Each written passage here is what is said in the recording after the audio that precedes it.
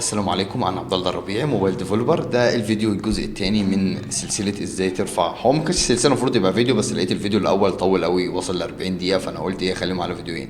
طيب، ده الفيديو الثاني في ازاي ترفع تطبيق فلاتر على جوجل بلاي. اتكلمنا في الاول او في الفيديو الاول، لازم تشوفه، مهم جدا جدا جدا يعني. ازاي تعمل بريبير التطبيق قبل ما نعمل له بيلد، والسايننج بتاعه والكونفيجريشن سايننج، واخر حاجه البرو جارد والحاجات دي كلها، وازاي تعملوا شرينك للريسورسز، والمشاكل اللي هتظهر معاك. واخر حاجه عملنا البيلد كلين، بعد كده باب فلاتر باب جيت، بعد كده عملنا بيلد الاب باندل. طيب، يبقى احنا كده التطبيق بتاعنا ان شاء الله جاهز ان هو يطلع على جوجل بلاي. انا بتاكد هنا بس ان هو بيصور. طيب، هنجيب هنخش على جوجل بلاي اهوت، هنكتب جوجل كونسول، فهو هيظهر لنا بالشكل ده بتاع الشركه، وانا فعلا برفع التطبيق بتاع الشركه. طيب، هننزل هنا نعمل كرييت نيو اب. الاسم بتاع التطبيق بتاعي اسمه ماتكس بي او اس. ماتكس بي او اس. والباكج نيم هناخدها من الباكج نيم اللي احنا كنا عاملينها، قلنا دي مهمه يا جماعه. اول باكج نيم ديت اللي انا كنا مغيرينها مع بعض الفيديو اللي فات، وكنا حاطينها في الدوكيومنتيشن بتاعه جوجل بلاي اهي.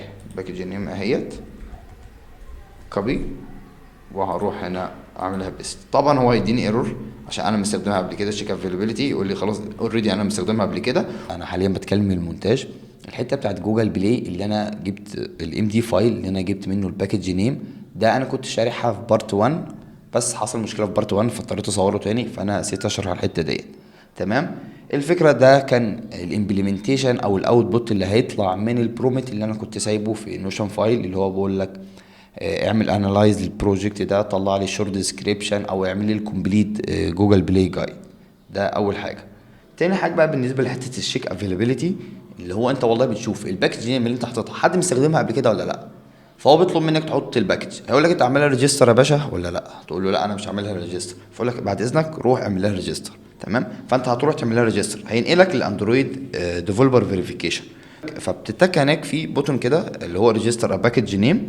فانت لما بتعمل ريجستر باكج بتدخل الاسم بتاع الباكج بتاعك، مثلا اسمه com.xyz.xyz.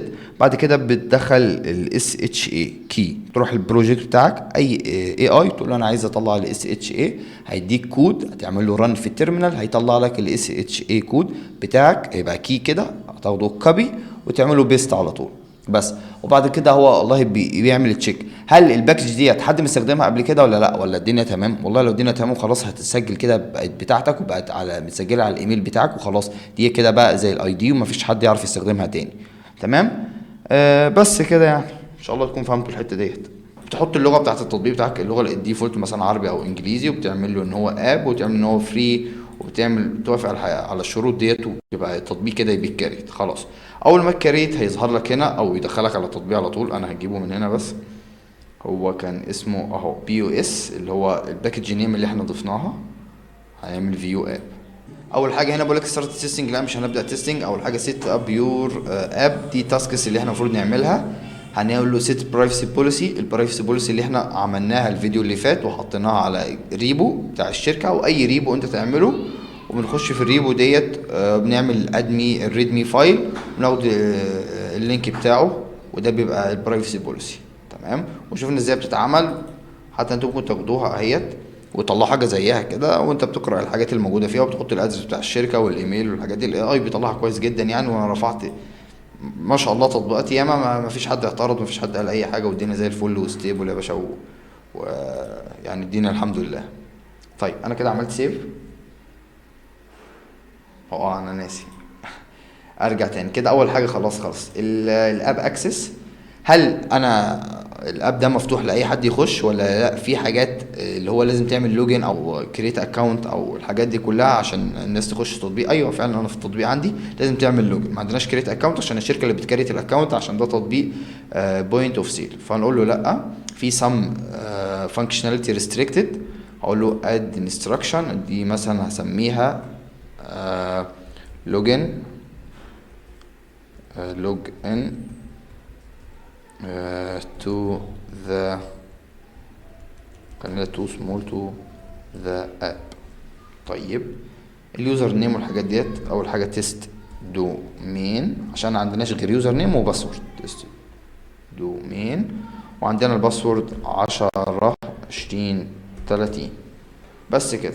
طيب افرض انت عندك موبايل والحاجات ديت بقى وحاجات تانية، فانت بتحطها له هنا. طيب انا هنا ضفت الداتا بتاعته، ضفت ايميل تاني عشان يخش، والايميل التاني ده عليه شركة، ولازم تختار من الشركة الفرع بتاع الشركة يعني. فقلت له اهو تخش بالايميل ده تيس دومين. لو عايز ايميل تاني يعني، والباسورد ده اختار اول شركة واول فرع، the first company and subsidiary. تمام. وهنعمل add الانستراكشن ديت، اقول له no another other information كده، كل حاجة متوفرة، وهنعمل سيف. بس دي تاني خطوة.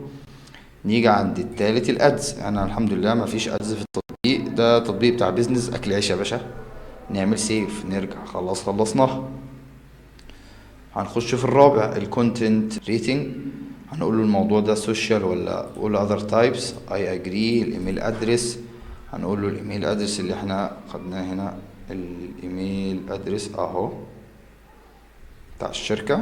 هنقول له نيكست. هنا بقول لك الحاجات دي بتختلف بقى من تطبيق لتطبيق. يعني في حاجات انا هعملها نو، فانت ممكن تعملها يس. في اي حاجه اشرحها بعد كده، عشان دي تختلف من تطبيق لتطبيق. التطبيق بتاعي بتاع مطاعم وحاجات كده ما فيهوش لوكيشن، مش التطبيق بتاع اللوكيشن. يعني التطبيق بتاع اللوكيشن الاتندنس اللي كنت رافعه قبل كده، كان في شغل ياما، كان في بيرميشن ياما، وكان في حاجات ياما، كنت دخلت حاجات ياما عارفين. بس هنا يعني معظم الحاجات هتقول لها نو. هنا يعني بقول لك التطبيق ده فيه عنف اباحيه والحاجات ديت، لا طبعا. يوزر كونتنت شيرنج، هل في بتعمل شيرنج مثلا الفويس كوميونيكيشن، تكست شيرنج، ايمج، الحاجات ديت؟ لا التطبيق ده ما فيهوش. ممكن يبقى فيه بعد كده تطبيق تاني ما فيش مشكله، ممكن تعمل ليرن مور هيفهمك الدنيا ماشيه ازاي يعني، عشان تبقى فاهم برضو. اونلاين كونتنت does feature promote content، ماشي. داونلود but can access example type movie، لا. وهنقول له sales age restrict، لا برضو. بقول لك بقول لك does the app share the users current and physical location؟ اقول له لا مش بنشير عادي. في ساعات هتعملها يس، عشان اكيد معظم التطبيقات لازم يبقى فيها ماب، التطبيق ده ما فيهوش ماب فعادي برضو. does تطبيق لا مش بنشتري حاجة، ده ممكن خليها يس عادي مش مشكلة. ساعات احنا بنشتري، نقول له يس. كود راندوم ايتم، هنقول له ممكن يس، او خليها ان هو في جيفت والحاجات ديت. خليها هنا.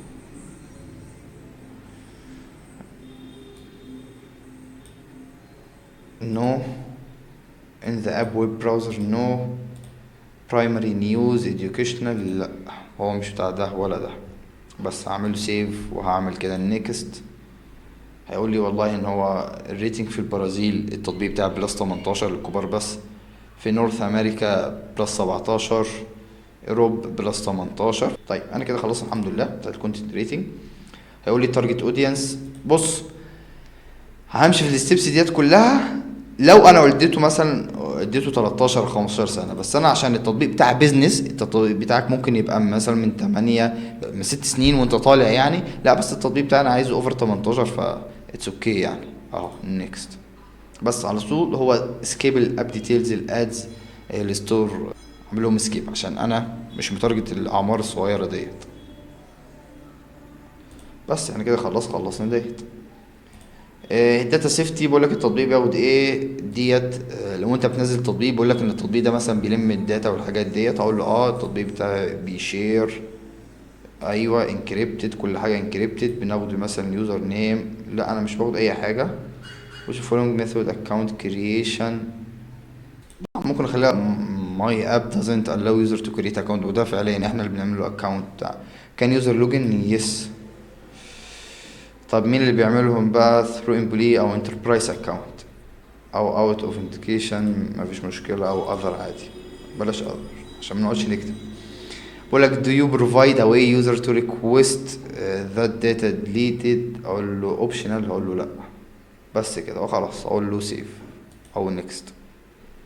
هل بقولك الداتا بقى، هل انا باخد الموقع؟ لا انا مش باخد اللوكيشن ولا الاساسي ولا التقريبي. هقول له البيرسونال انفورميشن، انا ممكن اخد مثلا، ما باخدش برضو، ممكن اخد اليوزر اي دي، ما باخدش اي حاجه تانية.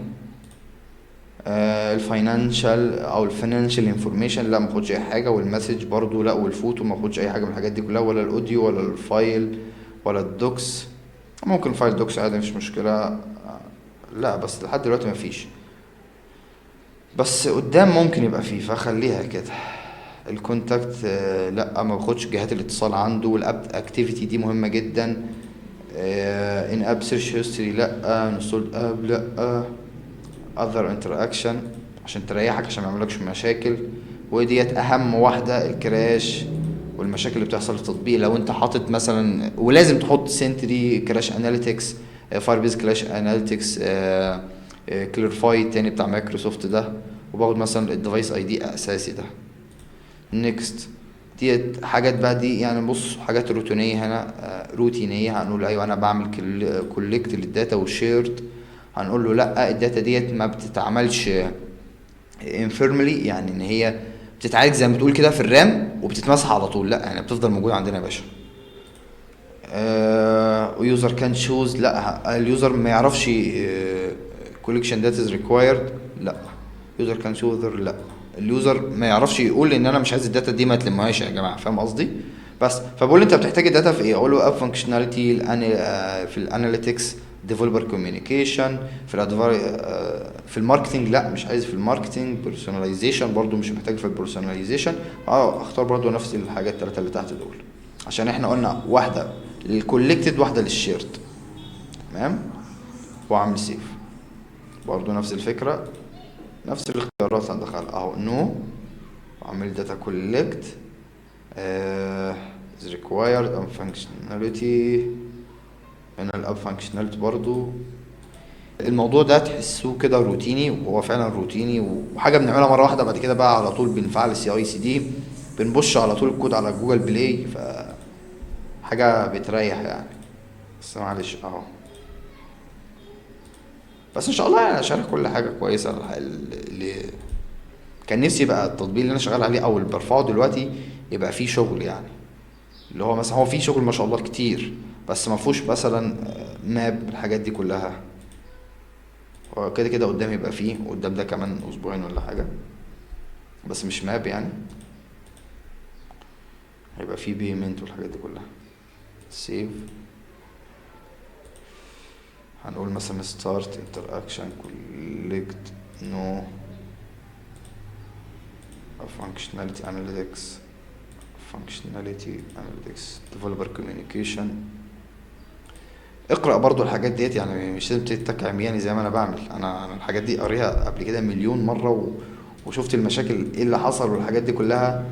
وعشان ما يحصلكش مشاكل قدام، فانت بتأمن نفسك. انت التطبيق بيقول لك جوجل بلاي التطبيق ده، يعني بتقول لك التطبيق ده بياخد الداتا والحاجات دي كلها، عشان ما تقرفش نفسك يعني، او هم يرفضوا التطبيق على حاجة عبيطة. نو الداتا اهو اهو اهو. واخر حاجة كده الحمد لله خلصنا. سيف. تقريبا في حاجة ما عملناش، ايوه هنا اول واحدة ديت بتاع اليوزر اي دي. نو يعني فيسبوك مش هيبقى احسن مننا يعني، وهو بيعملوا كل حاجة ويتنصتوا علينا فما جاتش علينا يعني. احنا كلنا ما بنعملش اي حاجة من الحاجات دي كلها اهو. دي الحاجات اللي بتظهر لليوزر بقى، ان هو الداتا شيرد، وان الداتا دي كولكتد، وهو بيعمل داونلود التطبيق. فاصلا ما حدش بيبص على اي حاجة من الحاجات دي كلها اساسا. طيب عملت سيف كده الحمد لله، خلصنا بتاعت الداتا سيفتي. نرجع للداشبورد. خلينا الحته ديت بسيطه جدا، هو مش تطبيق حكومي خالص. نعمل سيف، خلصناها، نرجع تاني. هنقول له فاينانشال فيتشر، والله هو مفيهوش فاينانشال فيتشر غير ممكن مثلا بيمنت عشان هيبقى فيه قدام، ماني ترانسفير، واير سيرفيس.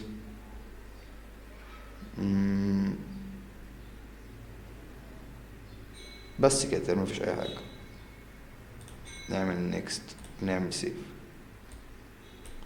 وكده خلصنا الحمد لله. فاضل نقطة تقريبا في الاب كونتنت. انا مش عايز الاب كونتنت، لا رجعني تاني، ما علينا. نرجع تاني اهو البي او اس بتاعنا، فيو اب. الهيلثي مفيش اي حاجه من الحاجات دي كلها. هنقول له my app doesn't have any healthy features.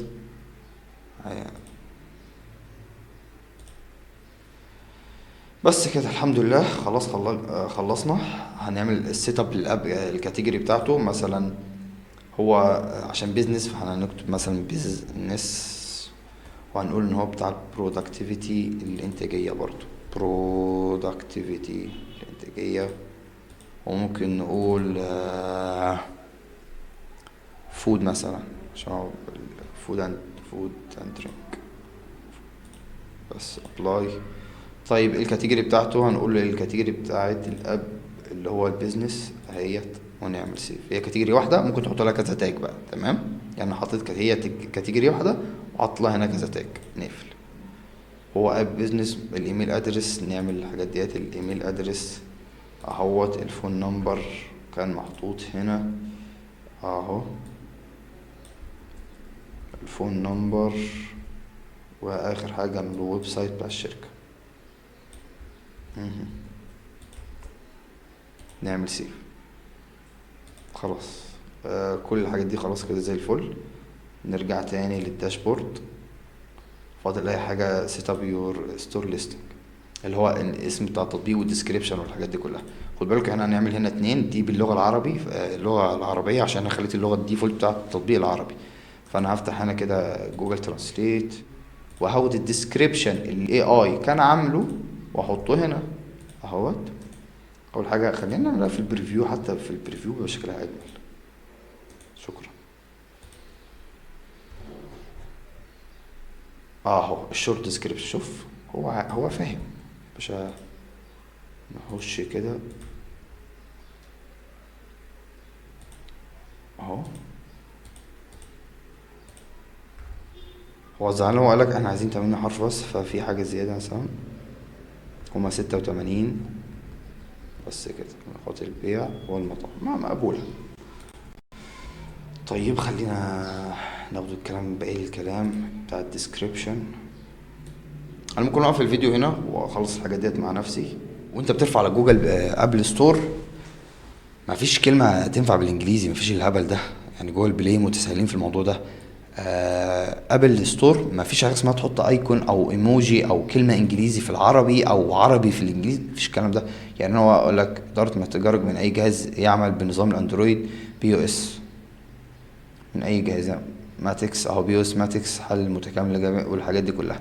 الموضوع ده اصلا مش موجود، تمام؟ في عند ابل ستور يعني. دي حلاوه ابل ستور صراحه.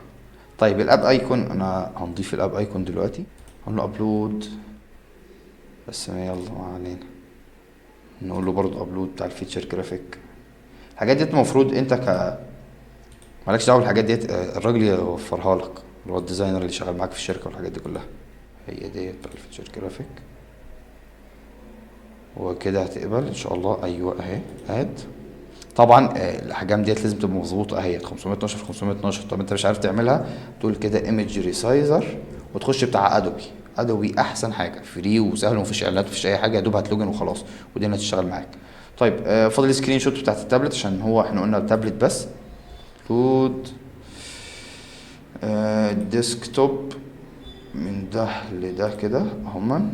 وهنعمل لا دول مش معانا، دول موبايل بس كده، عشان بس ننجز في الفيديو يعني. ده التطبيق ان شاء الله بوريه لكم بعدين. بنزل عليه بوست على لينكد ان يعني. تطبيق كويس جدا جدا يعني. ونعمل سيف.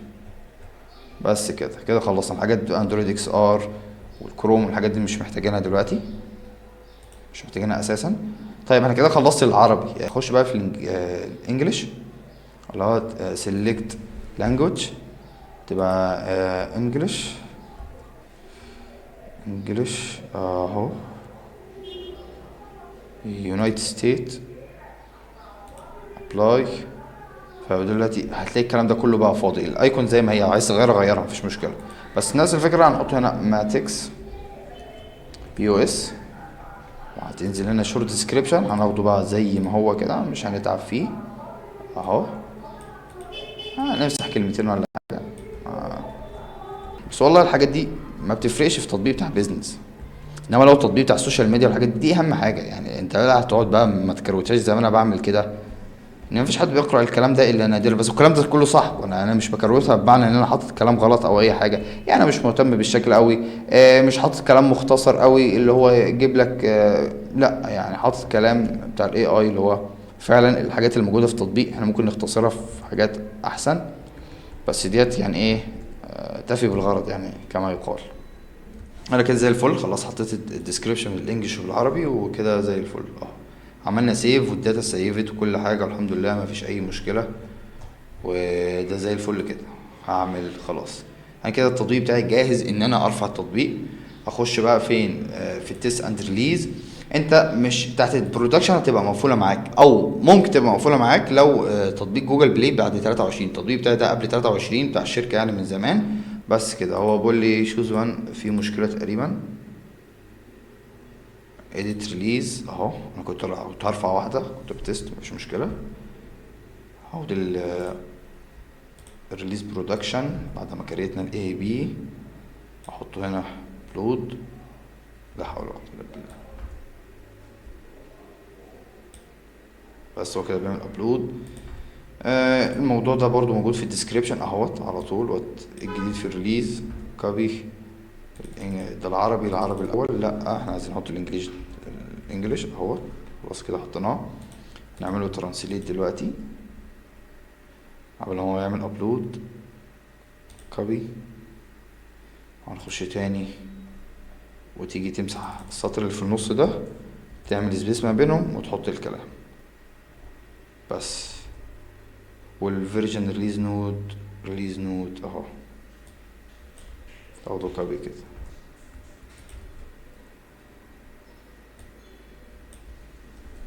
ممكن تخليه مثلا الفي بس كفايه، يعني اخليه كده حلو اوي كده.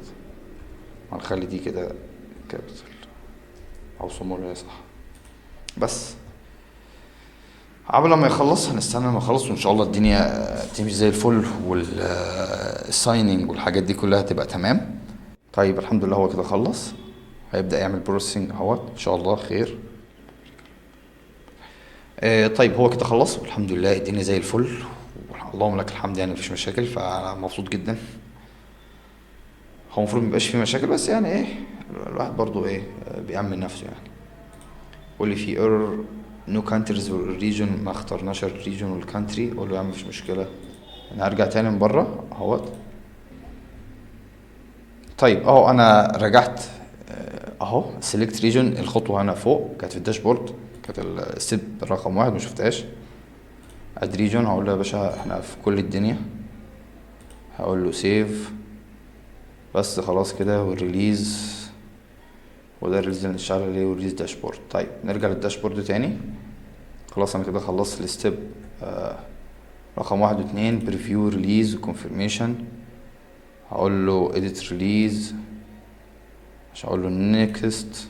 هو كده جاهز ان شاء الله. وكده بعمل بريفيو والشكل بتاعه في الانجليش اهوت. لو انت عايز تشوف الانجليش الكلام بتاع الريليز والحجم بتاعه يبقى 11 ميجا يعني قربت ل 12. نقول له سيف الحمد لله. جو تو اوفر فيو كده ماشيين زي الفل. هنعمل بقى اهو، هنستنى الموضوع ده ما يخلص.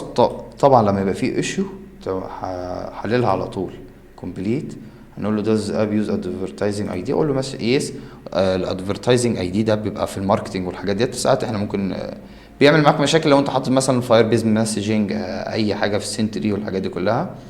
في الاب فانكشناليتي ديفلوبر كوميونيكيشن اي اندرستاند. هقول له سيف بس كده. جو اوفر فيو كده مفيش مشاكل. هنستنى ديت لما تخلص وبعد كده نعمل سند. يعني انا بحب استنى ديت لما تخلص بعد كده ايه بنعمل سند. ممكن نعمل سند دلوقتي بس ايه خلينا نعمل سند وننجز برضو الفيديو. سند بس. هو كده برضو هيقعد 14 دقيقة وان شاء الله هيجي لنا بقى الخبر بتاع حصل مشاكل ما حصلش مشاكل، اترفض وما اترفضش. حتى لو اترفض مفيش مشكلة، يعني هو بيقول لك السبب وازاي تحلها، فالموضوع بيبقى سهل جدا. تمام ده اول حاجة.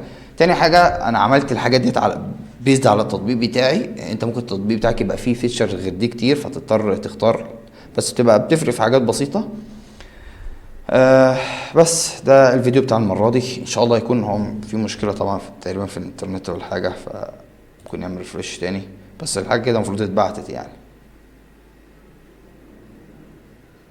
هو كانت الدنيا تمام خلاص في الريفيو بس. ولو في مشكله هم بيتواصلوا معايا، كانوا كويسين جدا بتوع جوجل بلاي بالذات، قبل ستور الصلاة على النبي عليهم، على طول يردوا عليك في ثانيه يعني انا شايف ان الفيديو كده طول. ان شاء الله الناس تستفاد يعني، والحد عنده اي مشكله في حاجه مش فاهمها، اي حاجه من الحاجات دي كلها عرفني يعني، وبيساعدك باذن الله، ويا رب حد يستفاد من الفيديو ده.